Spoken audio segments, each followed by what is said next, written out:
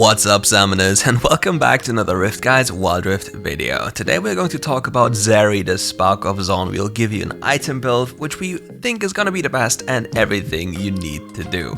But before we hop into it, let's talk about our question of the day. Where do you believe Zeri will be played the most? Like what role? Let me know in the comments below.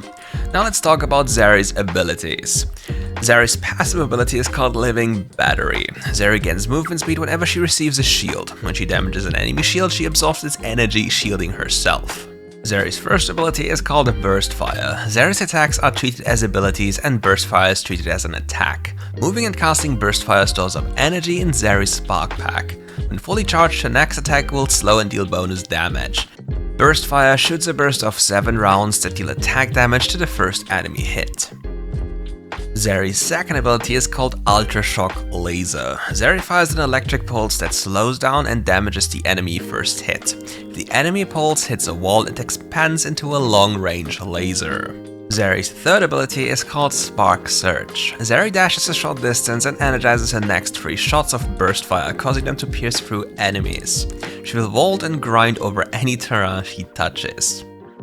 For ultimate, we have a Lightning Crash. Zeri discharges a nova of electricity and overcharges herself, gaining increased damage and stacking movement speed that refreshes and gets stronger every time she hits an enemy champion. While overcharged, Burst Fire becomes a faster triple shot that chain lightnings between enemies.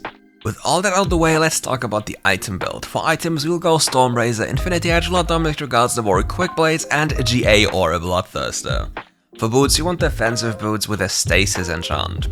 For runes, you want Lethal Tempo, Giant Slayer, Bone Plating, and Nimbus Cloak. Don't forget, sometimes you can mix up the Giant Slayer, but Giant Slayer will probably be the best rune possible given you're facing a lot of bruises.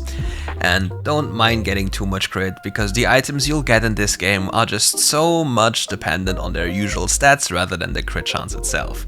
Just having a Bloodthirster makes playing the game significantly easier as an AD carry. There's also a little trick you can or might abuse, is after your first item you just buy a Sheen and sit on the Sheen and sell it later on, because given how your first ability works, you can continuously get Spell Plate procs, which deals more damage in the short run with a little gold investment, which then allows you to either snowball or side push, like depending on what you want to do, especially if you want to play a Baron lane Zeri. For the roles she's gonna be played in, it's kinda difficult to make the call just yet, but definitely an AD carry, definitely a mid laner, and definitely a Baron laner. It's all possible given the numbers of this champion. Also, don't forget, in WildRift, rotations are very important, and if this champion just slides over a wall into another lane, things might get a little bit troublesome. That's it for today's video. If you want more RiftGuides content, leave a like and subscribe to the channel, and just come back for more. See you soon.